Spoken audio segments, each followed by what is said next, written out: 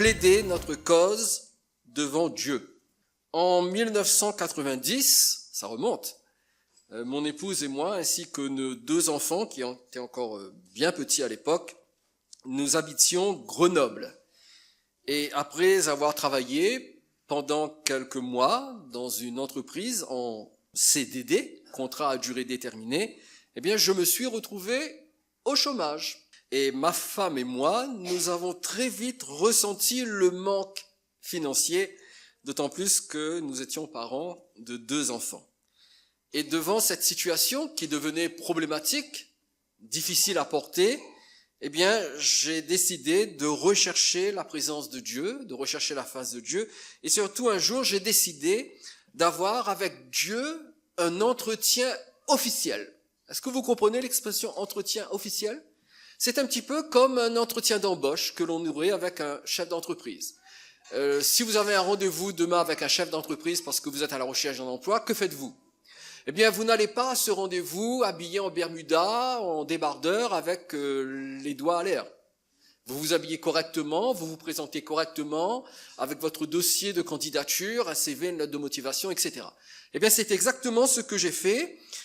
J'ai eu un rendez-vous ou un entretien officiel avec Dieu, avec comme objectif que les choses changent. Et je me suis bien habillé, comme pour un rendez-vous. Et j'ai fait de cela un rendez-vous officiel, et j'ai attendu que ma femme sorte, parte déposer les enfants à l'école, et ensuite aille faire quelques courses. Eh bien, je me suis habillé correctement, comme pour un rendez-vous officiel. Je me suis tenu assis à une table, avec un dossier, tout près de moi, et je me suis imaginé qu'à l'autre bout de la table, il y avait Dieu. Je dis bien, je me suis imaginé. Et je suis entré dans cet entretien officiel avec Dieu au travers, bien sûr, de la prière. Et j'ai fait ce jour-là une chose que je vous encourage à faire. J'ai plaidé ma cause. Et je me suis adressé à Dieu comme s'il était devant moi, lui le maître de l'univers, le roi tout-puissant. Et j'ai plaidé ma cause pour lui demander que les choses changent et que ma famille et moi, nous ne mourions pas de faim. Que les choses changent, que quelque chose se débloque. Et j'avais bien sûr un dossier bien préparé, et en plaidant ma cause, je me suis servi de ce dossier. Et en quelques jours, je dis bien en quelques jours, les choses se sont arrangées d'une façon extraordinaire. Je ne vais pas entrer dans tous les détails, mais je vous donne juste un résumé. Avec les différentes aides que nous avons, sans avoir rien demandé. Et j'insiste, ni ma femme ni moi, nous n'avions demandé quoi que ce soit à qui que ce soit. Mais surnaturellement, nous avons reçu une aide sociale et nous avons reçu une aide familiale. Et figurez-vous que nous avions, à partir de ce jour, des revenus supérieurs à celui que j'avais lorsque je travaillais dans cette entreprise en CDD. Alors que j'étais au chômage, alors que je ne percevais pas l'allocation chômage, subitement, venu de nulle part, si ce n'est du trône de Dieu directement, Dieu s'est servi de différentes personnes, et mois après mois, nos besoins étaient abondamment pourvus, et nous avions plus d'argent que lorsque je travaillais. Et cela a duré plusieurs mois. Bien sûr, ensuite, j'ai eu un autre travail. Les choses se sont tellement bien arrangées que mon épouse a eu une proposition de travail avec un salaire vraiment extraordinaire. Mais alors que toutes les choses allaient pour le mieux, eh bien, nous avions compris que Dieu voulait que l'on rentre à La Réunion, puisque, comme je vous l'ai dit, nous habitions à Grenoble et le Seigneur avait un autre plan pour nous. Nous avons tout laissé à Grenoble et nous sommes revenus à La Réunion, mais ça, c'est une autre histoire. Ce qu'il faut retenir, c'est que, à partir du moment où je me suis présenté devant Dieu, où je me suis habillé pour plaider ma cause, vous comprenez que l'important dans cette expérience n'était pas le fait d'être bien habillé, vous l'avez compris. Ce qui était important, c'est ma démarche. Et dans cette démarche, j'ai pris les choses au sérieux, j'avais mon dossier et j'ai plaidé ma cause et Dieu est intervenu. Ce soir, nous faisons tous face à des situations parfois très difficiles, éprouvantes et imprévues. Nous sommes tous pareils. Nous avons quelquefois des épreuves qui surgissent. Nous avons quelquefois des problèmes qui nous tombe dessus. On dirait que le ciel nous est tombé sur la tête. Ça vous est déjà arrivé? Et vous passez par des situations où vous vous demandez, mais comment est-ce que je vais pouvoir m'en sortir? Eh bien, j'ai une bonne nouvelle pour vous ce soir. Si vous ne pouvez pas, vous, surmonter vos problèmes, si vous ne pouvez pas, vous, trouver des solutions à cette situation à laquelle vous faites face, Dieu, lui, a la réponse. Dieu, lui, a la solution. Ce que nous devons apprendre à faire, c'est justement de plaider notre cause devant Dieu. Et lorsque je parle de plaider sa cause devant Dieu, je parle d'une vraie action juridique, mais dans le domaine spirituel. Plaider sa cause devant Dieu, cela signifie que nous présentons notre requête à Dieu et que nous appuyons notre requête par des arguments dûment réfléchis.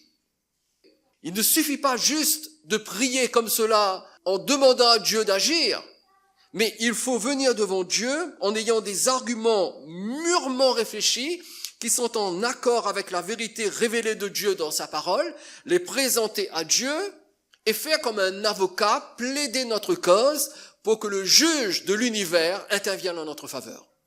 Et nous avons une belle illustration de ce principe dans Genèse chapitre 18. Regardez avec moi du verset 22 au verset 26. Il est dit, les hommes s'éloignèrent et allèrent vers Sodome. Mais nous savons que ces hommes, c'étaient des anges. Mais Abraham se tint encore en présence de l'Éternel. Abraham s'approcha et dit, feras-tu aussi périr le juste avec le méchant? Peut-être y a-t-il 50 justes au milieu de la ville. Les feras-tu périr aussi? Et ne pardonneras-tu pas à la ville à cause des 50 justes qui sont au milieu d'elle? Faire mourir le juste avec le méchant, en sorte qu'il en soit du juste comme du méchant. Loin de toi, cette manière d'agir, loin de toi. Celui qui juge toute la terre, n'exercera-t-il pas la justice? Et l'Éternel dit, si je trouve dans Sodome 50 justes au milieu de la ville, je pardonnerai à toute la ville à cause d'eux. Alors, pour faire court, Dieu envoie 2 anges pour détruire la ville de Sodome en raison des terribles péchés dont cette ville s'était rendue coupable. Et devant la nouvelle, parce que Dieu l'annonce à Abraham, Dieu dit à Abraham, mes anges vont détruire la ville de Sodome, et bien devant cette nouvelle, Abraham se souvient que dans la ville de Sodome vit son neveu Lot. Et Abraham décide de plaider la cause de son neveu en présence de Dieu. Nous trouvons cela au verset 22. Abraham se tint encore en présence de l'Éternel. Pourquoi est-il resté en présence de Dieu? Pour un seul but, plaider la cause de son neveu Lot afin que Dieu ne tue pas Lot en détruisant la ville de Sodome. Notons ici qu'Abraham ne se contente pas de juste demander à Dieu d'épargner Lot. Il aurait pu très bien dire, Seigneur, souviens-toi de mon neveu Lot, épargne la vie de Lot. En réalité, à aucun moment Abraham ne cite même le nom de Lot. Il ne parle pas de Lot.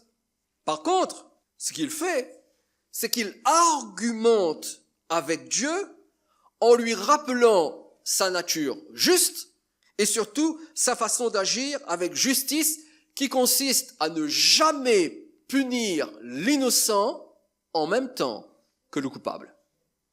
Donc vous voyez que Abraham, lorsqu'il plaide la cause de Lot, il réfléchit à ses arguments et il les présente intelligemment à Dieu. Et son argument repose sur le fait que s'il se trouve dans la ville de Sodome 50 justes, eh bien, ce n'est pas dans la nature de Dieu de faire mourir 50 justes avec tous les autres méchants, mais qu'au contraire, à cause de ces 50 justes, eh bien, Dieu, normalement, parce qu'il est le juste juge, épargnera la ville à cause de la présence de ces 50 justes. Et vous l'avez lu avec moi, Dieu répond par l'affirmative. Dieu lui dit, en effet, s'il y a 50 justes, j'épargnerai la ville à cause de ces 50 justes. Et c'est ainsi qu'Abraham, en plaidant la cause de son neveu Lot, réussit à obtenir la clémence de Dieu pour la ville, même s'il ne s'y trouve que 10 justes. Parce qu'il descend, il continue, il commence avec 50, après il descend à 40, à 30, à 20 et à 10. Et il s'arrête à 10. Et même à 10, Dieu lui dit, s'il se trouve dans la ville 10 justes, j'épargnerai la ville à cause de ces 10 justes. Et Abraham obtient une réponse positive de la part de Dieu. Mais hélas, dans la ville de Sodome, il n'y avait même pas 10 justes. Il n'y en avait que 3, Lot et ses 2 filles. Nous n'allons pas compter la femme de Lot, parce qu'elle n'était pas réellement juste. La preuve, c'est qu'elle s'est transformée en statue de sel. Donc, nous allons uniquement compter Lot et ses 2 filles.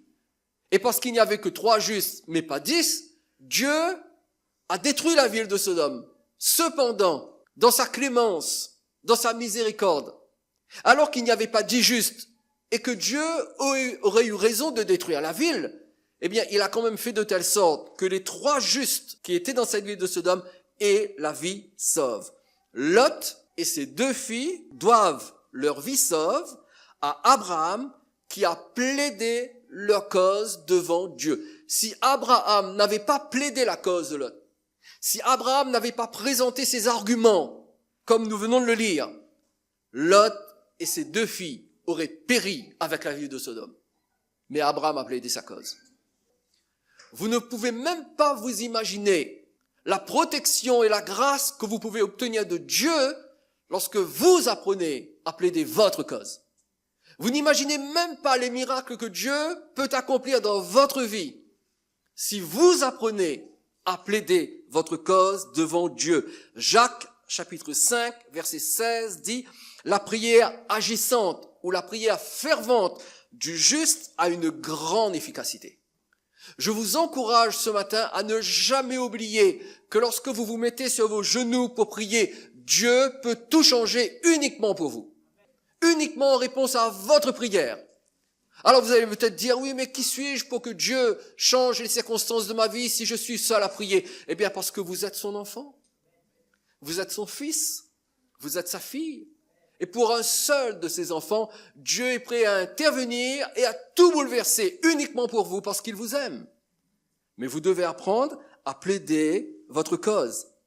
Quelqu'un dit qu'aujourd'hui, quand les chrétiens font face à un problème, ils sont plus rapides à prendre leur téléphone pour demander de l'aide que de se tourner vers Dieu dans la prière. Alors comprenez-moi bien, il n'est pas interdit de demander de l'aide. En fait, nous avons raison de le faire. La Bible dit priez les uns pour les autres. Oui, nous devons demander de l'aide. Oui, nous devons demander à nos frères et à nos sœurs de nous aider dans la prière. Mais n'oubliez jamais ceci. Avant de demander de l'aide à vos frères et vos sœurs pour qu'ils prient pour vous, vous devez, avant de demander l'aide des autres, vous tenir devant Dieu dans la prière et plaider votre cause. Aujourd'hui, nous dirions que nous composons plus facilement le 06 92 que Jérémie 33.3. Vous connaissez Jérémie 33.3? Très important numéro de téléphone, c'est le numéro direct avec Dieu. Invoque-moi et je te répondrai. Vous voulez-vous que Dieu vous réponde? Vous n'avez qu'une seule chose à faire, l'invoquer. L'invoquer avec ferveur. L'invoquer pour plaider votre cause. Allez devant lui, vous mettre sur vos genoux, levez vos mains vers lui, tournez votre face vers lui, dirigez votre cœur vers lui et commencez à plaider votre cause en disant « Seigneur, si là tu n'interviens pas, je suis fichu. » Dieu comprend ce que veut dire le mot « fichu ». Je suis perdu si tu ne me viens pas en aide. Mais nous devons apprendre à faire cette prière fervente du juste qui a une grande efficacité. Nous devons apprendre à prier selon Ésaïe chapitre 43, versets 25 et 26. Je vous invite à lire ce texte avec moi. Ésaïe 43, versets 25 et 26. C'est moi qui efface tes transgressions pour l'amour de moi, et je ne me souviendrai plus de tes péchés. Réveille ma mémoire. Plaidons ensemble. Parle toi-même pour te justifier. Dans ce passage, Dieu dit 2 choses. Combien de choses? 2 choses. Premièrement, Dieu nous dit ce qu'il a fait pour nous. Ce qu'il a fait pour nous. Ça, c'est la première chose. Deuxièmement, il nous dit ce que nous devons faire devant lui. Ce que nous devons faire devant lui. Et de ces 2 choses dépendent la victoire et les bénédictions que nous souhaitons dans notre vie. Voulez-vous que Dieu vous bénisse? Voulez-vous remporter des victoires? Voulez-vous que les choses changent? Alors vous devez connaître ces 2 choses. Tout d'abord, qu'est-ce que Dieu a fait pour nous? C'est écrit noir sur blanc. Dieu efface nos péchés et Dieu ne s'en souvient plus. La victoire dans notre vie, la bénédiction de Dieu dans notre vie commence par cette vérité incontournable. Nos péchés doivent être pardonnés. Et quand Dieu pardonne nos péchés, Dieu ne s'en souvient plus. Cela signifie que si nous voulons nous approcher de Dieu avec confiance et obtenir de lui qu'il intervienne en notre faveur, nous devons venir devant lui en étant libres de tout sentiment de condamnation. Il n'y a rien de pire que le sentiment de condamnation, le sentiment de culpabilité pour nous empêcher de prier. Et le diable ne manquera pas de venir souffler à vos oreilles. Quoi? Tu crois que Dieu va entendre et exaucer ta prière après la vie que tu as menée, après les péchés que tu as commis? Mais regarde-toi. Regarde comment tu es. Pour qui tu te prends? Et le diable ne manquera pas de venir vous accuser et de faire naître en vous ce sentiment de condamnation. C'est la raison pour laquelle nous devons absolument régler la question de nos péchés avant de venir prier. 1 Jean chapitre 3 verset 21 nous dit « Bien-aimés, si notre cœur ne nous condamne pas, nous avons de l'assurance devant Dieu. » Ce qui veut dire que si notre cœur nous condamne, nous perdons notre assurance devant Dieu. Vous l'avez déjà vécu cela? Alors que vous allez prier, tout d'un coup, ça vous revient en mémoire, ça remonte à la surface, ça apparaît dans votre conscience, tout ce que vous avez fait de mal, comment vous vivez, comment votre vie chrétienne, votre vie spirituelle n'est pas à la hauteur de ce que Dieu demande, alors vous vous sentez coupable. Eh bien, quand votre cœur vous condamne, votre assurance est minée et vous ne pouvez pas vous approcher de Dieu librement. C'est pourquoi nous devons régler la question du péché lorsque nous nous approchons de Dieu. Premièrement, Dieu, par la personne de Jésus-Christ, doit être notre sauveur. Est-ce que Jésus-Christ est votre sauveur? Je ne vous demande pas est-ce que vous venez à l'église. Je vous demande est-ce que Jésus-Christ est votre sauveur personnel. Je ne vous demande pas si Jésus est le sauveur de votre femme ou de votre mari. Je vous demande est-ce que Jésus est votre sauveur à vous. S'il est votre sauveur à vous, alors oui, vos péchés ont été portés par le Christ à la croix. Vous avez été pardonnés et Dieu ne se souvient plus de vos péchés. Cependant, en tant que chrétiens, alors que nous croyons en Jésus comme notre sauveur, il nous arrive de chuter, de commettre des péchés. Vrai, pas vrai? Eh bien, que faut-il faire? Nous devons confesser nos péchés chaque fois que cela est nécessaire. 1 Jean chapitre 1 verset 9. Si nous confessons nos péchés, il est fidèle et juste pour nous les pardonner et pour nous purifier de tout péché. Écoutez bien ceci. Quand nous confessons nos péchés à Dieu, non seulement Dieu nous pardonne nos péchés, mais Dieu nous purifie de nos péchés. Lorsque vous tachez votre vêtement, qu'est-ce que vous faites? Vous le mettez à la machine à laver pour nettoyer le vêtement, vrai pas vrai? Cependant, il arrive que certaines taches sont plus tenaces. Alors que votre chemise ou votre vêtement passe à la machine à laver et que le vêtement est nettoyé, vous retirez ce vêtement, mais la tache, elle, demeure. Vous comprenez ce que je veux dire? Cependant, quand nous demandons à Dieu de nous pardonner nos péchés, non seulement Dieu nous pardonne, mais Dieu purifie notre péché. Il efface la tache. Il enlève la tache. Si Dieu nous purifie de nos péchés, ceux-ci disparaissent. Ils sont effacés. Chaque fois que vous confessez vos péchés à Dieu en croyant dans le sacrifice de Jésus, le sang de l'agneau vous lave. Et vos péchés disparaissent. Ils sont effacés. Ils n'existent plus aux yeux de Dieu. Regardez Psaume 103, verset 12. Psaume 103, verset 12 dit « Autant l'Orient est éloigné de l'Occident, autant il éloigne de nous nos transgressions. » C'est-à-dire que Dieu met une telle distance entre nous et nos péchés qu'ils n'existent plus et il ne les voit plus. C'est pour cela que Dieu dit « C'est moi qui efface des transgressions. Pour l'amour de moi, je les efface. Je ne me souviendrai plus de tes péchés. » Et si Dieu ne s'en souvient plus, eh bien, vous et moi, nous aussi, nous ne devons plus y penser. Ne pensez plus à vos péchés. Lorsque vous les avez mis sous le sang de l'agneau, n'y pensez plus. Et lorsque le diable vient vous le rappeler, pensez au sang de Jésus et dites-vous et confessez-le, par le sang de Jésus, je suis purifié de tout péché. Et ne pensez plus à vos péchés.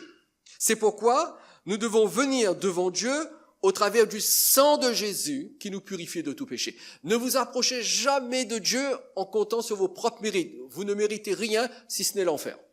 Approchez-vous toujours de Dieu au travers du sang de Jésus. D'ailleurs, c'est écrit, Hébreux chapitre 10, verset 19, « Ainsi donc, frères, nous avons au moyen du sang de Jésus une libre entrée dans le sanctuaire. » C'est le sang de Jésus qui nous assure cette libre entrée.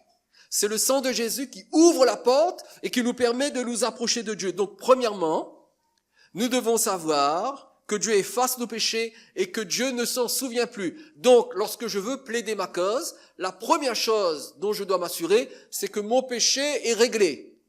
Il est effacé. Le sang de Jésus s'en est occupé. Ça, c'est la première chose. La deuxième chose que nous devons faire est tout simple. Nous devons plaider notre cause. Ésaïe, chapitre 43, verset 26. Réveille ma mémoire. Plaidons ensemble. Parle toi-même pour te justifier. Une fois que nous nous approchons de Dieu en étant recouverts du sang de Jésus, c'est important de ne jamais oublier de venir vers Dieu en étant recouvert du sang de Jésus. D'accord? Vous ne venez pas vers Dieu sur la base de votre religion ou de votre église. Je vous le dis sincèrement, Libre Accès ne vous sauve pas. Jean-Marc Spayette ne vous sauve pas. Jim Rivière ne vous sauve pas. Éric Babeuf ne vous sauve pas. Billy Graham ne vous sauve pas. L'église catholique ne vous sauve pas. La mission Salut et Guérison ne vous sauve pas. L'église Intel ne vous sauve pas. Il n'y a que Jésus qui sauve. Il n'y a que le sang de Jésus qui règle le problème de nos péchés. Donc, une fois que nous nous approchons de Dieu, recouverts du sang de Jésus, nous sommes invités par Dieu lui-même à plaider notre cause. Notre problème, c'est que nous ne le faisons pas comme cela devrait être fait. En d'autres termes, nous venons devant Dieu et nous renversons notre prière devant lui, nous étalons notre prière devant lui, mais nous ne plaidons pas réellement notre cause. D'ailleurs, la question qu'il faut se poser est la suivante. Comment un avocat plaide-t-il la cause de son client? Que fait un avocat lorsqu'il veut plaider la cause de son client?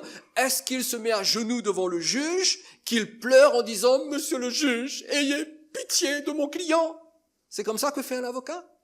Bien sûr que non. Que fait un avocat lorsqu'il veut plaider la cause de son client? Il monte un dossier bien solide en présentant des arguments en faveur de celui qu'il représente. Si vous voulez plaider votre cause devant Dieu, vous devez vous aussi avoir un dossier avec des arguments solides. Je ne parle pas ici d'un dossier physique, matériel. Je parle d'un dossier en ce sens où lorsque vous allez plaider votre cause, vous savez exactement ce que vous devez dire à Dieu, pourquoi vous le dites, comment vous le dites, et surtout, en fonction de ce que vous dites, vous devez vous attendre à ce que Dieu, en tant que juste juge, écoute votre prière et vous répond. Trop souvent, nous venons devant Dieu sans dossier et sans argument. Nous n'avons pas préparé notre plaidoirie. Nous nous contentons de venir et de dire « Seigneur, viens, sauve-moi, bénis-moi, interviens, solutionne ». Nous nous jetons dans la prière en espérant que Dieu aura pitié de nous. Mais Dieu dit « Réveille ma mémoire, plaidons ensemble. Parle toi-même pour te justifier ». Ici, Dieu ne dit pas « Écoute, vas-y, prie, balance tout, prie, et je verrai ce que je peux faire ». Non, il dit « Plaidons ensemble ». Plaider notre cause à la prière va demander au moins deux choses que nous devons faire si nous voulons que Dieu intervienne. Premièrement, et c'est écrit noir sur blanc, Dieu dit « Réveille ma mémoire ». Premièrement, nous devons réveiller la mémoire de Dieu. Deuxièmement, Dieu dit « Parle toi-même pour te justifier ». Et la deuxième chose que nous devons faire, c'est de parler à Dieu pour justifier notre requête. Et nous devons apprendre à le faire. Premièrement, quand Dieu dit « Réveille ma mémoire », cela ne veut pas dire que Dieu perd la mémoire. Quand Dieu dit « réveille ma mémoire », ce n'est pas parce qu'il oublie les choses. Mais quand Dieu dit « réveille ma mémoire », cela signifie que nous devons lui rappeler les promesses qu'il nous a faites concernant nos besoins. Et lorsque nous rappelons à Dieu ses promesses, ce n'est pas parce que lui les a oubliées, mais c'est parce que nous avons tendance à les oublier. Et lorsque nous venons devant lui pour plaider notre cause, nous devons lui rappeler ce qu'il nous a promis. Mais le problème, la question est, est-ce que vous et moi, nous prenons le temps d'aller à la recherche des promesses de Dieu, de les rassembler et de trouver dans la parole de Dieu toutes les promesses qui ont trait à notre situation? C'est ça la question. Est-ce que moi, en tant que chrétien, je prends le temps de lire la parole de Dieu et d'aller fouiller les promesses de Dieu pour moi? Alors, plutôt que d'aller fouiller les promesses de Dieu et de faire le Jérémie 33.3, nous faisons 06.92, tu peux prier pour moi? Oui, nous allons prier pour vous. Et n'hésitez pas, demandez-nous de prier pour vous. Mais n'oubliez pas d'aller rassembler les promesses de Dieu qui sont en rapport avec votre situation. C'est la raison pour laquelle les chrétiens devraient lire, devraient étudier la parole de Dieu afin de connaître quelle est la volonté de Dieu concernant les différentes situations de la vie et les problèmes qui surgissent. Et cette volonté de Dieu deviennent les promesses sur lesquelles nous pouvons prier. C'est pour cela que l'apôtre Jean dit dans 1 Jean chapitre 5 verset 14, nous avons auprès de lui cette assurance que si nous demandons quelque chose selon sa volonté, il nous écoute. Mais il faut demander la chose selon sa volonté. Et pour connaître sa volonté, je dois aller à cette parole, je dois la lire, je dois la méditer, je dois l'étudier, je dois venir à l'église pour entendre l'enseignement de la parole de Dieu, pour connaître la parole de Dieu. Et nous devons lire et nous devons étudier sérieusement la parole de Dieu afin de connaître la volonté et les promesses de Dieu pour les besoins variés qui surgissent dans notre vie. Et mieux nous connaissons la parole de Dieu, mieux nous sommes équipés pour la prière. Et notre faiblesse dans la prière, c'est justement ce manque de connaissance de la parole de Dieu. Nous ne sommes pas sûrs de ce que Dieu veut pour nous. Pourquoi? Parce que nous ne sommes pas suffisamment nourris de la parole de Dieu. Jésus dit dans Jean chapitre 15, verset 7, « Si vous demeurez en moi et que mes paroles demeurent en vous, demandez ce que vous voudrez et cela vous sera accordé. » Ce que Jésus dit ici, c'est clair quand même. Si mes paroles demeurent en vous, déjà si vous demeurez en moi, si vous gardez votre communion avec moi, et si vous gardez votre communion avec mes paroles qui demeurent en vous, demandez ce que vous voudrez. Cela vous sera accordé, parce que automatiquement, si mes paroles demeurent en vous, ces paroles vont inspirer votre prière. Donc, lorsque nous sommes en communion avec le Seigneur et avec sa parole, nous savons instinctivement quoi demander. Et notre prière est exaucée. C'est pour cela que plaider notre cause constitue une demande légale qui doit être soutenue par la parole de Dieu. Lorsqu'un avocat plaide la cause de son client, eh bien, il va faire appel à certaines lois, certains articles. Donc, il va vérifier dans son livre de loi et il va citer, selon telle loi, tel article, tel alinéa, il est dit, et il plaide la cause de son client. Eh bien, nous devons faire pareil. Sauf que nous, c'est la parole de Dieu que nous présentons au Seigneur.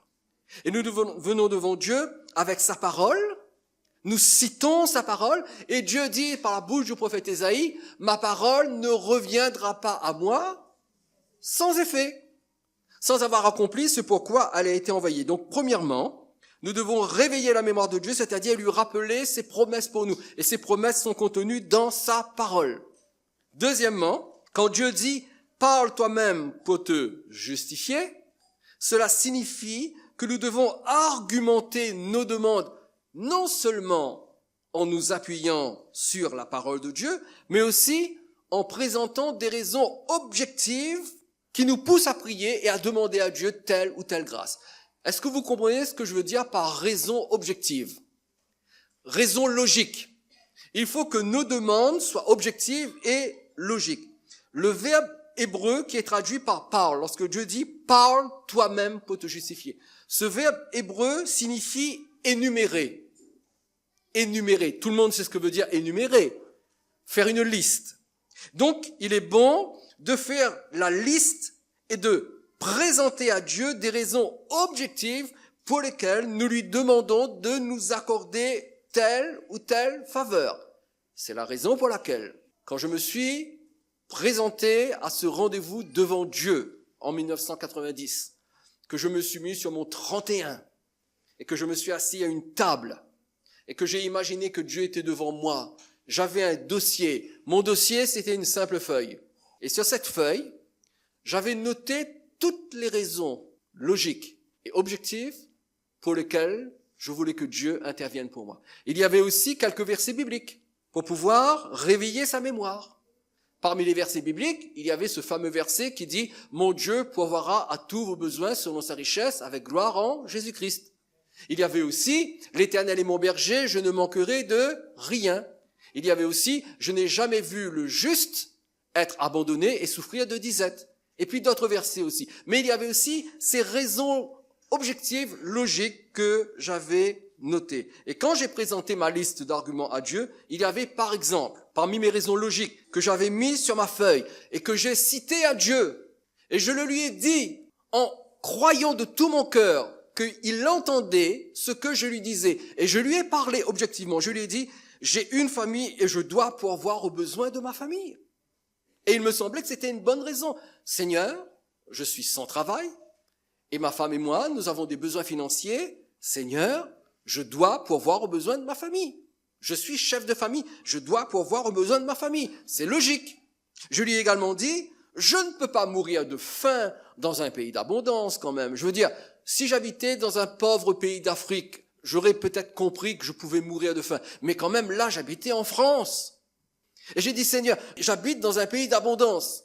Seigneur, je ne peux pas mourir de faim dans un pays d'abondance. Je suis dans un pays où on ne devrait pas mourir de faim quand même. Je lui ai également dit que la situation échappait à mon contrôle et que j'avais urgemment besoin de lui. Je lui ai également dit, Seigneur, si toi tu n'interviens pas pour moi, moi je n'ai aucune solution. Et puis je lui ai aussi dit, ma situation de disette va être un mauvais témoignage pour les autres. Comment est-ce que je pourrais leur parler des bienfaits de l'évangile alors que je suis en train de mourir de faim avec ma femme et mes 2 enfants? Et puis il y avait d'autres raisons. J'avais toute une liste. Bien sûr, je m'étais assis, j'avais réfléchi, j'avais analysé pour écrire mes raisons. Et je les ai présentées à Dieu. Et bien sûr, vous comprenez, il ne s'agit pas de mériter l'intervention de Dieu, mais il s'agit de plaider intelligemment notre cause devant Dieu. Nous devons faire valoir avec humilité nos droits devant Dieu. Nous devons lui en parler librement. Nous devons savoir comment présenter nos demandes à Dieu en connaissance de cause. C'est la raison pour laquelle je vous le dis, chrétiens, quand vous faites face à un problème et que vous devez prier, réfléchissez à la nature de votre problème, réfléchissez pourquoi ce problème vous affecte, réfléchissez pourquoi vous devez surmonter ce problème, pourquoi vous devez être délivré de ce problème. Et présentez vos arguments à Dieu. Et Dieu attend nos arguments. Il dit, plaide ta cause. Parle pour te justifier. Justifie ta requête. Dis-moi pourquoi je dois intervenir. Ok, il y a mes promesses, d'accord. Mais, en plus de mes promesses, pourquoi est-ce que je dois intervenir pour toi là? Pourquoi? Parle pour te justifier. Et Jésus illustre ce principe dans Marc chapitre 7. Regardez avec moi les versets 26 à 29. Il est question d'une femme qui vient demander au Seigneur de guérir sa petite fille qui est cruellement tourmentée par le démon. Verset 26, cette femme était grecque, syrophénicienne d'origine. Elle le pria de chasser le démon hors de sa fille. Jésus lui dit, laisse d'abord les enfants se rassasier. En d'autres termes, je suis venu pour les enfants d'Israël. Toi, tu n'es pas israélite, tu n'es pas juive, je suis venu moi pour les juifs. Car il n'est pas bien de prendre le pain des enfants et de le jeter aux petits chiens. En d'autres termes, je suis venu pour les enfants, ce sont les juifs. Toi, tu n'es pas juif, tu es comme un petit chien. Voilà ce que Jésus lui dit. Verset 28. Oui, Seigneur, lui répondit-elle, mais les petits chiens sous la table mangent les miettes des enfants. Verset 29. Alors il lui dit, à cause de cette parole, va, le démon est sorti de ta fille. Et j'aimerais vous rappeler que lorsque cette femme dit, les petits chiens sous la table mangent les miettes des enfants, elle n'est pas en train de citer un verset biblique, hein. Elle est en train de présenter une raison objective. Elle est en train d'argumenter. Et elle est en train de dire au Seigneur, Seigneur, je comprends que tu n'as été envoyé que pour la nation d'Israël. J'accepte le fait que je ne suis pas juive. Je comprends que la guérison, c'est le pain des enfants. Et même si je suis un petit chien, et bien de même que les petits chiens se contentent des miettes qui tombent de la table des enfants, eh bien en ce qui me concerne, Seigneur, en tant que petit chien, en tant que non-juive, je me contenterai d'une miette qui tombe de la table des enfants pour que ma fille soit guérie. Et donc, elle a argumenté sa situation en disant qu'une miette qui tombe de la table suffisait pour la délivrance de sa fille. Et le Seigneur lui a accordé ce qu'elle a demandé. Et au verset 29, il dit, à cause de cette parole, à cause de ton argument, j'interviens auprès de ta fille. Et vous et moi, en tant que chrétiens, nous sommes en alliance avec Dieu et Dieu est prêt à nous rendre justice. Est-ce que vous savez que si Jésus est votre sauveur, vous êtes entré dans une alliance avec Dieu? Qu'est-ce que c'est qu'une alliance? C'est un contrat. En quelque sorte, la Bible dit que tous les chrétiens font partie de l'Église, et l'Église, c'est la fiancée de Christ, l'épouse de Christ. Eh bien, parce que vous êtes un chrétien, si Christ est votre sauveur, vous êtes entré dans un contrat de mariage spirituel avec Jésus. Et parce que vous êtes dans ce contrat spirituel avec Jésus, vous pouvez plaider votre cause devant Dieu en lui rappelant ses promesses, en présentant des arguments objectifs pour que Dieu intervienne à votre égard. Et j'aimerais lire ce dernier texte pour terminer. Luc, chapitre 18, versets 7 et 8. Je ne lirai que les 2 derniers versets parce que, en fait, si vous lisez quelques versets avant, vous allez découvrir que Jésus donne une parabole pour expliquer l'importance de toujours prier, de ne jamais se relâcher. Et il va raconter l'histoire d'une veuve qui va voir un juge méchant pour lui demander de s'occuper de son affaire. Et le juge refuse parce que le juge n'en a que faire de cette pauvre femme. Mais cette femme insiste, elle continue de plaider sa cause et finalement le juge fatigué finit par lui faire justice. Et Jésus dit, et Dieu ne fera-t-il pas justice à ses élus qui crient à lui jour et nuit et tardera-t-il à leur égard? Je vous le dis, il leur fera promptement justice. S'ils apprennent à plaider leur cause, Dieu leur fera justice. Mais quand le Fils de l'homme viendra, trouvera-t-il la foi sur la terre? C'est-à-dire, quand le Fils de l'homme viendra, est-ce qu'il trouvera des chrétiens et des chrétiennes qui plaident leur cause devant Dieu? Est-ce qu'il trouvera des hommes et des femmes qui n'hésitent pas à fouiller dans la Bible pour trouver des réponses, qui n'hésitent pas à s'asseoir et à réfléchir à leurs problèmes, à dresser la liste pour présenter des arguments légaux devant Dieu? Est-ce que le Fils de l'homme trouvera ce genre de foi chez les chrétiens? Est-ce qu'il trouvera du Jérémie 33.3 ou bien est-ce qu'il trouvera du 06.92? Est-ce qu'il va trouver des hommes et des femmes qui savent se tenir sur leurs genoux et devant Dieu et qui plaident leur cause avec intelligence, d'une manière légale? La prière est une affaire légale. Dieu promet, je suis son enfant, je viens devant son trône avec humilité, avec respect, je présente mes arguments, je réveille sa mémoire, je parle pour me justifier et je lui dis, Seigneur, tu as promis, voilà ce que tu dis dans ta parole, et voilà ce que moi je te dis. Voilà pourquoi tu dois intervenir. Non seulement il y a ce que tu dis, mais il y a aussi ce que je dis. Alors écoute Seigneur, interviens. Et Dieu aime ceux qui plaident leur cause comme cela. Dieu a apprécié le fait qu'Abraham reste en sa présence pour plaider la cause de Lot. Dieu l'a apprécié. Dieu n'a fait aucun reproche à Abraham. Jésus n'a pas rejeté cette femme grecque syrophénicienne qui est venue le supplier d'intervenir pour sa fille. Au premier abord, il semblerait que Jésus la rejette, mais en fait, Jésus lui disait la vérité parce qu'il était venu que pour les enfants d'Israël. Cependant, parce qu'elle a su argumenter, parce qu'elle a su plaider la cause de sa petite fille, Jésus lui a accordé son miracle. Donc le Seigneur veut que nous apprenions à plaider notre cause. Vous devez apprendre à le faire. Vous devez suivre ces simples instructions que je viens de vous donner ce soir. C'est pas très compliqué, hein. Vous prenez la promesse de Dieu, vous réfléchissez à votre besoin, vous préparez vos arguments, vous les présentez à Dieu. Et vous verrez ce que Dieu est prêt à faire pour vous. Dieu veut faire beaucoup plus pour nous que ce que nous croyons. Notre problème, c'est que nous n'osons pas le lui demander. C'est nous qui mettons des limites à ce que Dieu veut faire. Le Seigneur Jésus a dit, tout est possible à celui qui croit. Croyez que Dieu veut intervenir. Croyez que Dieu veut changer votre situation. Croyez que Dieu veut faire pour vous un miracle. Croyez que Dieu veut accomplir pour vous ce qui est inédit.